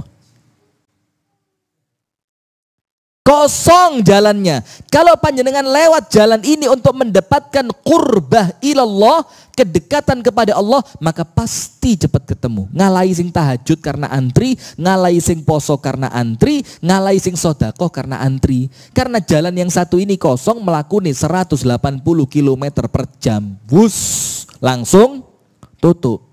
Apa jalan itu? Mati. Wah, sowerem rek mati. Mangke mawon pun sakniki ya. Jihad penuh, mujahidin itu kabeh penuh. Panjenengan sekarang mau ke Syam. Wah, malah ngriwuki. Penuh. Apa? Apa? Takwa ya tahajud, poso, sedekah niku takwa. Oh, dakwah. Wah, penceramah pun kakean, Pak, sampai sing boten saged iku saiki dados penceramah. Apa? At-tadzallul amamallah. Merasa penuh dosa di hadapan Allah. Ternyata itu ibadah. Merasa apa? Penuh dosa. Cuma sayangnya kita ini kadung kesombongan. Dikongkon merasa penuh dosa itu seakan-akan membohongi diri sendiri. Merasa penuh dosa. Lah aku gak tahu dosa. Ya apa? Merasa penuh dosa di hadapan Allah. Kenapa? Ibadah panjenengan habis salat. Assalamualaikum warahmatullah. Assalamualaikum warahmatullah. Zikir pertama apa? Loh, mari salat loh. Kenapa istighfar? Karena salat kita tadi, Pak. Saya kilingan endang mari lek udan endang mulai. Kilingan udan gak mari-mari. Kilingan dalane becek. Kilingan, waduh iki mulai mari kesenani bojoku gas entek gak tak cangking pisan iki mang lho. Kilingan gas LPG. Maka itu dosa yang seharusnya kita konsen mengingat Allah, ternyata kita malah mengingat selain Allah. Dan itu ciri apa? Orang yang kalau sholat ingat Allahnya cuma sedikit itu cirinya apa? Munafik. Wa idza qamu ila sholati qamu kusala. Kalau berdiri sholat males. Wala yadhkurunallaha illa qalila. Tidak mengingat Allah dalam sholat kecuali cuma sedikit. Orang jadi munafik dosa apa mboten? Nah, maka kalau kepingin cepat ketemu Allah, ingin membahagiakan Allah, orang yang tobat yang ketiga sama Allah bikin Allah bahagia, itu artinya apa? Ya wes ake-ake tobat, ingeten dosaku akeh, lambeku gak kejogo, mripatku gak kejogo, kopingku gak kejogo, ibadahku kurang, gak khusyuk, gak ikhlas, gak tumak nina, itu semuanya dosa. Nah, maka kalau panjenengan tobat, ya Allah, saya tobat ya Allah, salatku gak khusyuk blas. Mboten saged nangis pas sholat, ya Allah. Saya tidak bisa nangis ketika sholat. Saya tidak bisa nikmat ketika baca Quran. Itu semua pasti karena apa? Dosa. Jujur. Panjenengan sholat maghrib wau, kata khusyuke nopo kata mboten khusyuke? Noh. Gawayamu. Noh, anak sapa? Kata khusyuke katanya. Ya alhamdulillah, karena dosanya masih, belum ada dosa, masih belum. Maka kalau dia ngomong kata khusyu'e, percaya enggak? Ya percaya, gaya tok, sobat ngomong gaya tok tadi, tobat. Kalau kita Pak ngomong kata khusyuke, akeh khusyuke, banyak khusyuknya, semut itu guyu, pret jadi semut. Kenapa? Karena tidaklah menghalangi kita dari merasakan nikmatnya ibadah kecuali apa? Dosa. Berarti ngaku ndak kalau dosanya banyak? Lu ngaku gak ngaku kalau pancet podo ae. Sampeyan gak ngaku kalau dihisab kalian Gusti Allah. Nah, maka artinya di sini hadirin yang dirahmati oleh Allah, Allah akan memberikan nikmat untuk orang yang tobat. Nomor satu, nikmat yang terbesar apa? Masih diberi kesempatan untuk sampai bisa Nomor dua, semua dosa yang kita lakukan sebelum tobat sama Allah diganti jumlah yang sama dengan pahala. Nomor tiga, panjenengan bikin Gusti Allah bahagia. Hadisnya apa? Insya Allah semuanya sudah tahu. Saya langsung sebutkan untuk mempersingkat waktu. Biasa selesai jam berapa Pak? Masya Allah, digas dadak nih. Jam berapa? Jam 8. Masih kurang setengah jam berarti, alhamdulillah. Santai berarti. Tidak apa-apa, kalau saya kan sebulan sekali ya. Itu gak karuan teko mana. Kakean easy nih. Saya mau ngomong apa tadi? Gini dalilnya. Rasulullah bersabda, "Lallahu asyaddu farahan, asyaddu faraha." Allah itu lebih bahagia dengan taubatnya seorang hamba. Jadi kalau ada orang tobat, itu Allah seneng banget. Bunga. Dan ingat panjenengan kalau seneng, pas seneng, terus kedatangan tamu, tamunya diapain? Dijamu, dimuliakan, betul enggak? Bahkan sak kulkase ditokno. Wis milih dhewe golek ngombe apa? Karena panjenengan sedang apa? Bahagia. Nah, maka ketika panjenengan bikin Allah bahagia, itu maka semua yang Allah punya dikasih buat panjenengan. Neraka jauh, surga di depan mata. Insya Allah. Maka Allah lebih bahagia dengan tobatnya seorang hamba dibandingkan apa? Seorang laki-laki yang melakukan perjalanan jauh lewat tengah-tengah padang pasir, kemudian naik unta, bajunya di atas unta, makanannya di atas unta, minumannya di atas unta, semuanya di atas unta, tapi dia istirahat, turu dilu. Pas keturun tangi-tangi untone hilang. Ndak tahu kanan, kiri, etan, kulon, lor, kidul. Ndak ngerti. Dalam keadaan di tengah-tengah perjalanan, ndak bisa makan padang pasir panas kentang. Panas apa? Panas nemen, pol, angel. Panas nemen. Mati sudah, mati. Ndak mungkin ndak mati.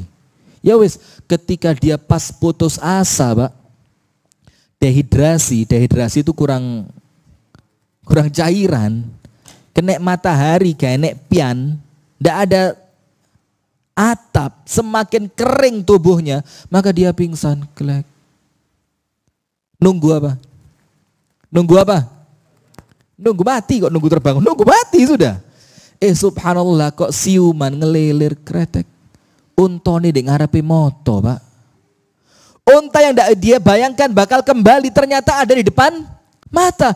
Makanan ada, minuman ada, bakal selamat, tidak jadi mati. Saking senengnya ini orang sampai keliru ngomongnya apa? Allahumma anta abdi wa ana rabbuk. Ya Allah, engkau hambamu, aku Tuhanmu. Subhanallah, lebih lucu dia dibanding saya. Allahumma anta abdi wa ana Rabbuk, ya Allah, kamu Tuhan, kamu hambaku, aku Tuhanmu. Allah tidak marah karena saking senengi. Dan ternyata hadirin, Allah lebih senang dibandingkan orang tadi ketika Allah menemui panjenengan tobat. Subhanallah. Nah sekarang begini. Nih mohon maaf ya, saya lanjutkan, tidak apa ya. Saya lanjutkan. Panjenengan kan pulangnya deket. Saya jauh Pak, Malang. Tahu Malang? Dalam keadaan Pak, dalane Pak, bolong kabeh Pak. Sekok barusan diperbaiki niki rene rusak mana sekokku iki rasane. Tapi tidak apa-apa, insyaallah Allah ganti dengan yang lebih baik. Amin ya rabbal alamin. Sudah? Tapi sayangnya kalau ada orang tobat sekali dia mengucap Allahumma inni atubu ilaik, ya Allah aku tobat kepadamu, apakah semua dosa diampuni? Loh, saya tanya loh ini. Kalau saya tanya, apakah semua dosa diampuni? Loh, saya tanya, ketika panjenengan, ya Allah, saya tobat ya Allah, apakah semua dosa diampuni? Terus yang diampuni apa, yang tidak diampuni apa kalau enggak? Tunggu dulu, itu poin berikutnya sih kurang wake, jauh kesusu Pak, lah gampang telan. Yang Allah ampuni hanya tobat yang Anda sedang mentobatinya. Hanya dosa yang Anda sedang bertobat darinya. Sementara ada satu yang panjenengan tidak sadar. Kalau panjenengan tidak tahu terus panjenengan tobat, maka sama Allah tidak akan diampuni karena panjenengan tidak masukkan dosa itu ke dalam rangkaian tobat. Maka di luar apa? Di luar daftar list dosa yang Anda tobati dia. Apa itu? Takhir at-taubah. Nunda tobat. Nunda tobat niku dosa apa tidak? Menunda tobat, dosa apa enggak? Dosa. Maka selain panjenengan bertobat kepada Allah, menunda bertaubat itu kudu ditobati. Sampai para ulama mengatakan apa? Istighfaruna yahtaju ila istighfar. Istighfarnya kita ini Pak, itu butuh diistighfari. Ya apa istighfar kok butuh di istighfari? Apa maksudnya? Karena kita ini kalau istighfarnya guyon Pak. Astagfirullahaladzim, astagfirullahaladzim, astagfirullahaladzim, astagfirullah. Maka istighfar kita itu perlu diistighfari Pak. Orang istighfar itu nangis. Orang istighfar itu nyesel atas dosa yang dia lakukan. Orang istighfar itu malu di hadapan Allah. Orang istighfar itu takut kalau tidak diampuni sama Allah. Lah kok istighfar? Astagfirullahaladzim. Lah kok kayak golekan di toko wong Cina ae sing ngene-ngene iku. Sama seperti tobat kita. Kalau tobat ditunda-tunda terus, saiki dosa alang kok ae sik menisan akeh engko ditobati bareng. Loh, menunda tobat itu pun perlu ditobati. Nah, maka sekarang saya kasih jawaban. Bagaimana caranya supaya sekali tobat semua diampuni? All in. Lu ngerti ternyata orang Ponggok. All in one. Semua dosa terampuni dengan satu tobat. Bagaimana caranya? Bu, tasik mirengaken apapun wangsul. Saya khawatir ibu-ibu ini ya. Kita kan tidak tahu ya moro-moro mulai ke jam 10 durung karuan mari. Begini Bu. Lihat. Ini sebelum saya lupa ya, saya iklan dulu, 2 menit, boleh? Mumpung viewernya lagi banyak ini, karena saya juga perlu iklan kepada viewer yang sedang mendengar. Kami di Yayasan Sayap Dakwah Organizer di Pare sana itu punya program tabungan Ramadan. Nabungnya per 50.000 dan kelipatan. Di bawah 50.000 enggak apa-apa. Di atas 50.000 alhamdulillah. Tapi kalau panjenengan sodakoh ke kami 50.000, dengan uang 50.000 ini panjenengan dapat 5 sodakoh. Nomor 1, dari uang 50.000 ini kita alokasikan yang pertama untuk memberi buka puasa Ramadan kepada 3 orang. Makan, minum, dan buah. Dari yang 50.000 ini kita alokasikan yang kedua, memberi santunan mu'alaf yang miskin. Itu program rutin. Jadi 50.000 tadi panjenengan juga memberi santunan buat siapa? Mu'alaf. Yang ketiga, memberi bantuan kepada fakir, miskin, yatim, piatu, muslimin di bulan Ramadan.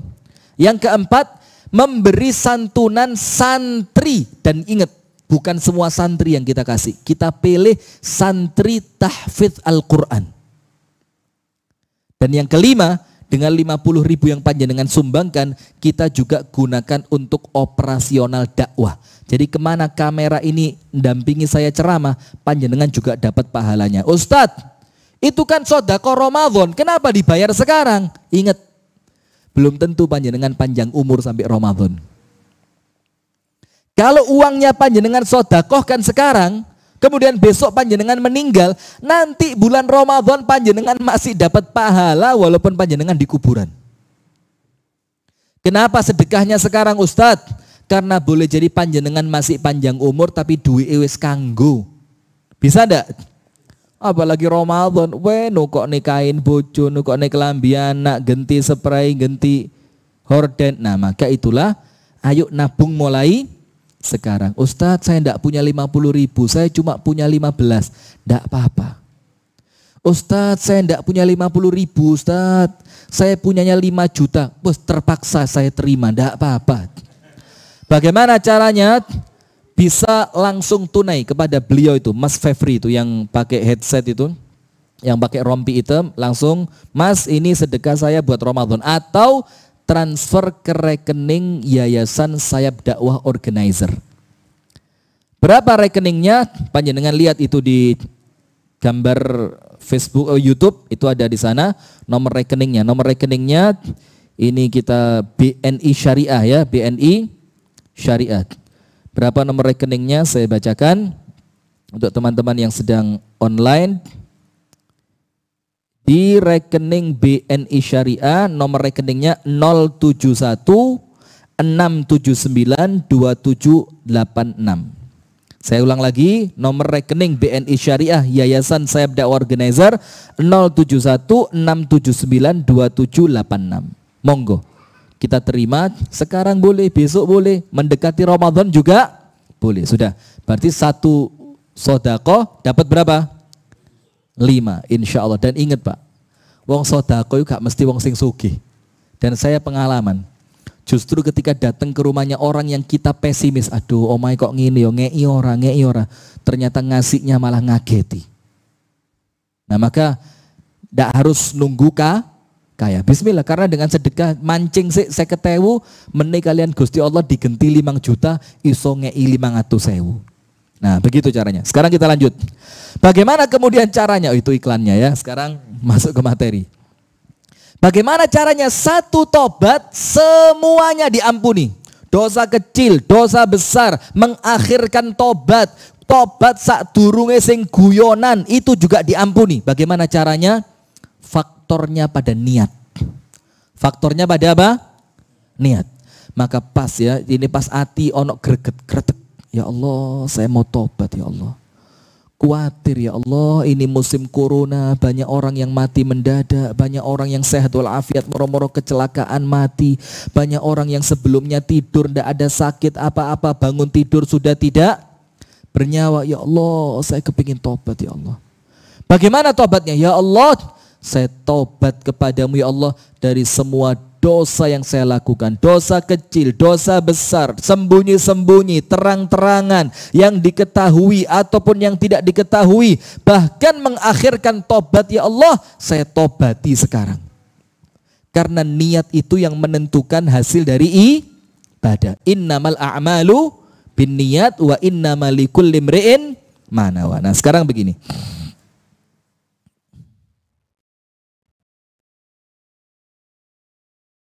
Ada 3 derajat tobat. Ini penutup. Ente, sudah sabar.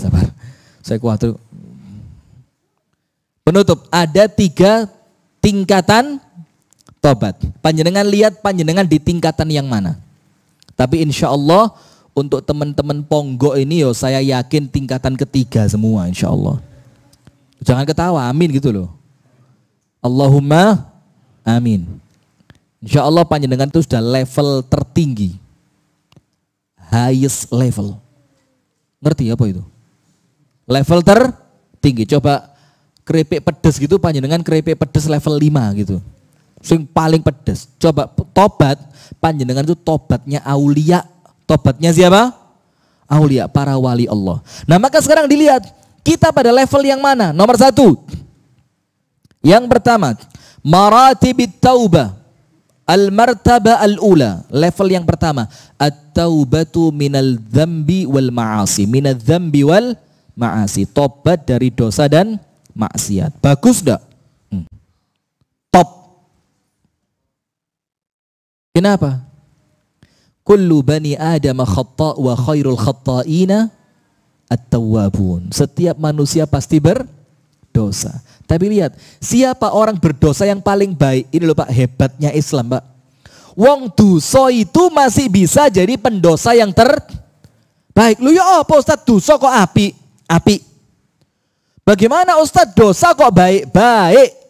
Bagaimana caranya? Wa khairul khatta'in, sebaik-baiknya pendosa at-tawwabun, mereka yang mau tobat. Maka derajat tobat yang pertama, tobat dari apa? Dosa dan maksiat. Tobat sama Allah. Nomor 2. Ini kelasnya Kasembon. Ya, kelas Kasembon. Nanti nomor 3 kelas Ponggok Blitar. Nomor 2 apa? At-taubatu min tarki as-sunnah wal mandubat. Tobat karena meninggalkan perkara sunnah. Coba, sholat duha hukumnya apa? Sholat duha hukumnya apa? Sunnah. Panjenengan kalau ninggal sholat duha perlu tobat napa mboten? Allah ketun yo, ya apa yo? Panjenengan ninggal sholat duha dosa apa ndak? Ndak. Kalau ndak dosa berarti perlu ditobati apa ndak? Ini untuk menentukan level panjenengan nih, jawab yang benar ya. Sholat duha hukumnya apa? Sunnah kalau ditinggalkan dosa apa tidak? Tidak. Berarti kalau panjenengan meninggalkan sholat duha, panjenengan dosa apa tidak? Berarti kalau tidak dosa perlu tobat. Loh, sudahlah. Kalau ndak dosa perlu tobat ndak? Tuh, ndak dosa kok tobat? Kenapa? Coba yang ngomong perlu, kenapa? Suweram. Coba yang ngomong perlu, kenapa kok perlu tobat wong ndak dosa?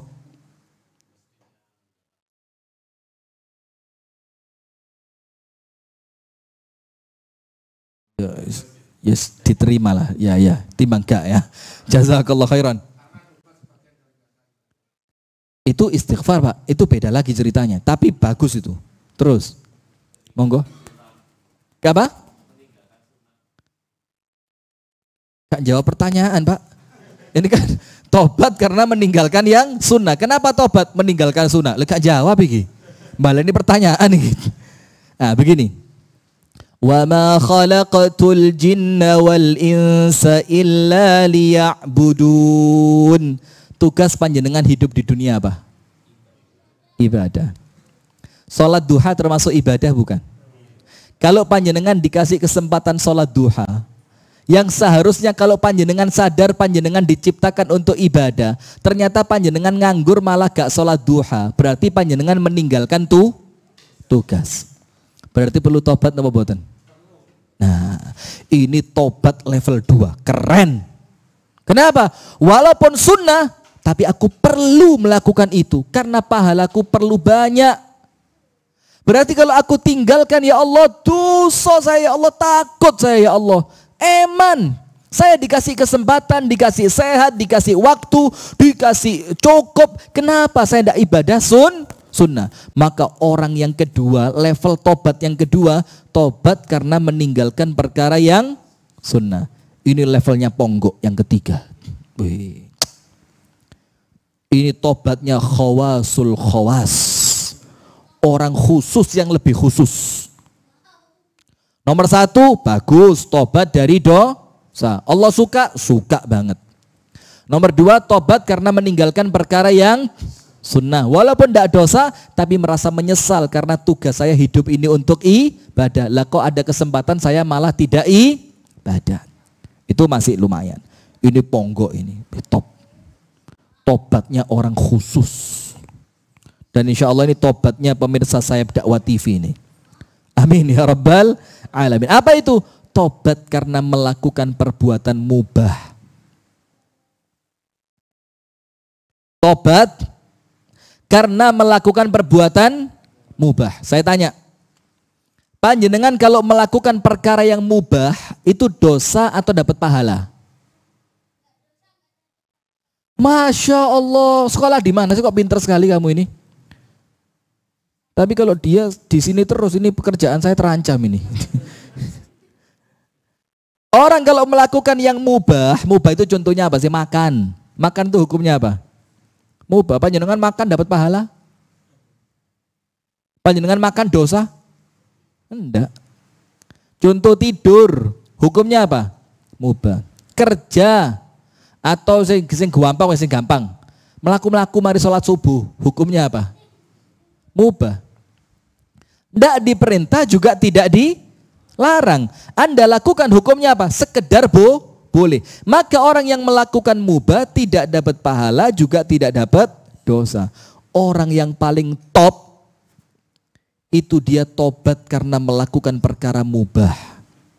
Panjenengan tahu ucapannya para ulama. Setan itu, Pak, kalau tidak bisa mencegah panjenengan melakukan yang haram, kalau tidak bisa mencegah panjenengan melakukan yang wajib, maka dia akan mencegah panjenengan melakukan yang sunnah. Salat maghrib gak ditinggal, tapi ba'diyah maghrib gak dilakoni. Itu gayanya setan. Kalau setan tidak bisa menyuruh panjenengan meninggalkan maghrib, tidak bisa menyuruh panjenengan meninggalkan ba'diyah maghrib, meninggalkan yang sunnah, setan tidak bisa melarang panjenengan. Setan tidak bisa melarang panjenengan melakukan yang sunnah. Maka setan akan lakukan apa? Nyuruh panjenengan melakukan banyak-banyak mubah. Sore mari asar layangan.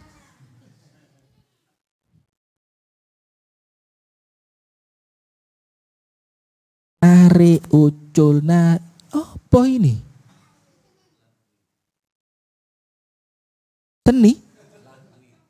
Seni apa ini? Ya, seni apa coba? Panjenengan tahu kakek saya itu layangannya bengi, Pak. Zaman tahun 60-an. Itu belum ada orang bikin sowangan apa yang sendaren itu. Kakek saya bikin itu. Wong Arab tapi seneng layangan. Oh, iku astagfirullahaladzim. Mudah-mudahan Allah ampuni. Amin ya rabbal alamin. Sudah? Layangan mari asar. Hukumnya haram layangan. Wajib layangan? Enggak. Berarti hukumnya apa? Mubah. Boleh, enggak apa-apa. Tapi setan itu kalau tidak bisa melarang panjenengan melakukan yang wajib, tidak bisa melarang panjenengan melakukan yang sunnah, maka setan akan mengajak panjenengan memperbanyak melakukan yang mubah. Karena apa? Ngilangi waktu gawe ibadat. Panjenengan kalau layangan bisa baca Quran?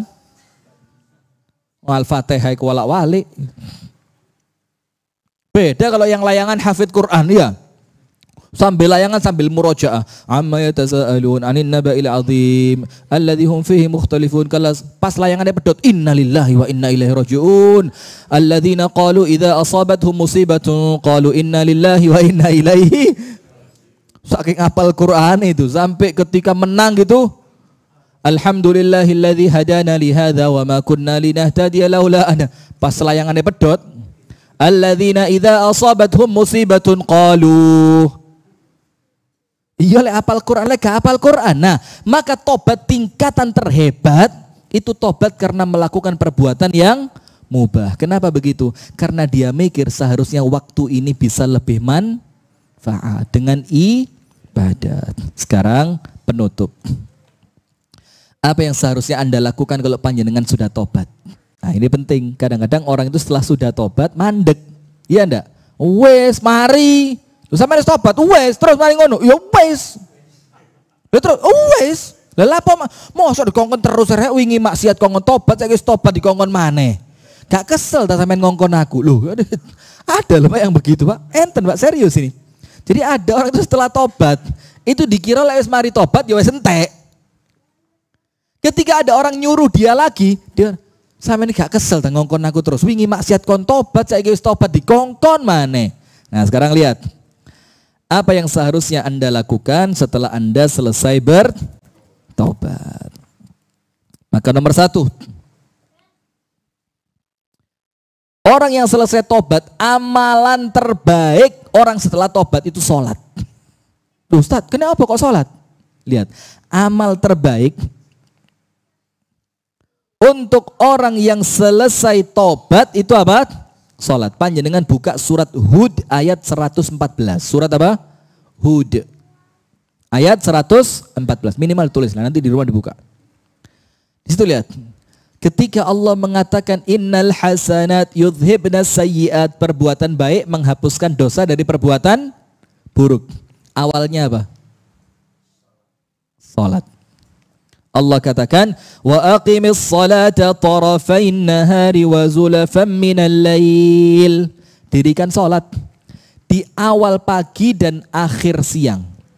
Itu zaman dulu ketika belum ada salat 5 waktu. Salatnya pagi dan menjelang malam. Wa zulafan minal lail, dan salat malam tahajud dari telu, isu, sore, bengi. Terus kenapa disuruh salat ya Allah? Innal hasanat yudhibnas sayyiat. Karena salatmu itu kebaikan yang kamu lakukan menghapuskan dosamu. Berarti orang kalau selesai tobat harus istiqomah ngapain? Jamaah salat. Nomor 2. Kalau tobatnya di kampung kurang maksimal, supaya tidak diingat-ingat terus, cek ndang lali karo dusone, pindah kampung. Kalau bahasa Islamnya hijrah. Dalilnya apa? Laki-laki yang bunuh berapa tadi? Bukan 99, harus lewat. Berapa? 100. Disuruh apa? Pindah. Kenapa pindah? Supaya nama Anda di kampung yang baru adalah nama orang yang bersih. Termasuk Pak, kalau sudah ada orang tobat ojo diiling-iling mana elei. Kenapa? Itu termasuk membuka aib. Orang yang buka aib, aibnya sama Allah bakal dibongkar. Kemudian yang berikutnya, yang ketiga, panjenengan buka surat Toha ayat yang ke-82. Surat apa? Toha ayat 82. Wa inni laghaffarun liman taba wa amana wa amila salihan thumma ihtada. Allah bilang, aku sangat mengampuni untuk orang yang mau tobat. Tapi setelah tobat apa? Amanah, memperbaiki iman.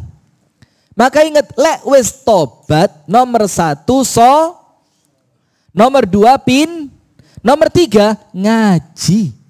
Datang ke majelis taklim supaya istiqomah, memperbaiki iman.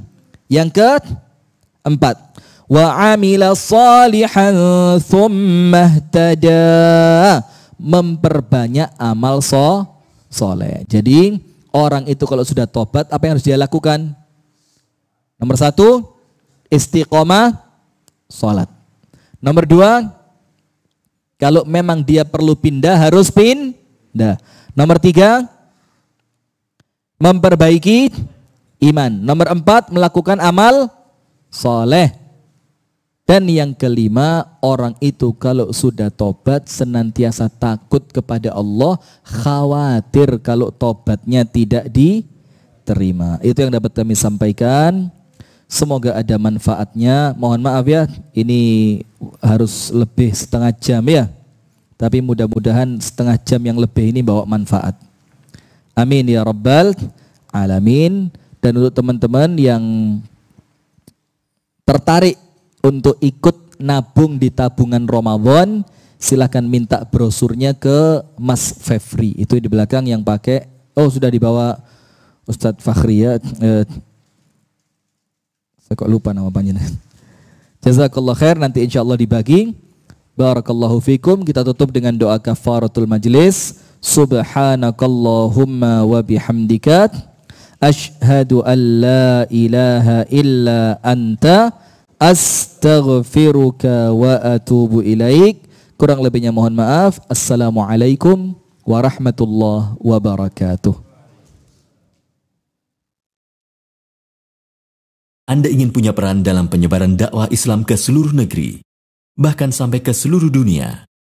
Mari investasikan harta kita dengan mengambil peluang pahala jariah dalam mendukung penyebar luasan dakwah Islam melalui televisi bersama Madani TV. Madani TV membuka peluang infak media untuk meningkatkan kualitas dan kuantitas tayangan yang menjangkau saudara-saudari kita di pelosok dan luar negeri. Salurkan donasi terbaik Anda untuk pengembangan media dakwah Madani melalui Bank Syariah Mandiri dengan nomor rekening 777-299-9997 atas nama Yayasan Media Insan Madani. Dengan menjadi donatur Madani TV, maka setiap dakwah para ustadz yang disiarkan di Madani TV, insya Allah menjadi amal jariah para donatur yang pahalanya akan terus mengalir bahkan sampai meninggal dunia. Madani TV, televisi Islam, masyarakat,